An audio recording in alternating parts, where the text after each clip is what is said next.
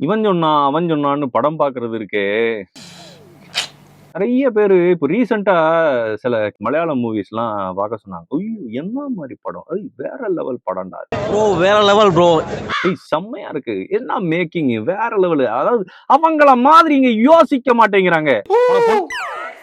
இப்படிலாம் நிறைய பேர் சொல்லியிருக்காங்க. சரி நம்மளும் பாப்போம்னு ஒரு நாள் வீக்கெண்ட் நைட்டு அந்த படத்தை போட்டு உட்கார்ந்தா கூட ஃப்ரெண்டு 15 நிமிஷத்துல படுத்து தூங்கிட்டான்.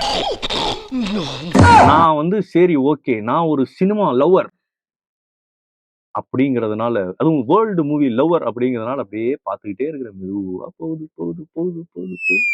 என்னதான் பண்றீங்க பாப்போம் அப்படின்னு போய் கிளைமேக்ஸ்ல ஏதோ ஒரு ட்விஸ்ட், அது ஒரு விஷயம் நல்லா இருந்ததுன்னு வச்சோங்க.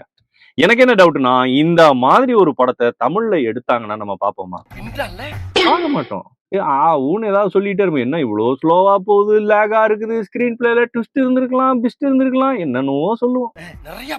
இதே மலையாள மூவிங்கும் போது what a movie, what a making, அந்த ஸ்கிரீன் பிளே இருக்கு பாருங்க, ஸ்லோவா போகுது பாருங்க, அதுதான் எனக்கு பிடிச்சிருக்கு அப்படிம்பாங்க. என்னடா ஆக்சுவலா இது ஏன் நம்மளுக்கு பிடிச்சிருக்கு அப்படிங்கிறதுக்கு இன்னும் சில ரீசன்ஸ்லாம் இருக்கு. அதெல்லாம் தெரிஞ்சுக்கணும்னா அடுத்த வீடியோ பாருங்க. அதுக்கு முன்னாடி நம்ம சேனலை லைக் அண்ட் சப்ஸ்கிரைப் பண்ணுங்க. முடிஞ்சா ஃபாலோ பண்ணுங்க. ஓகே.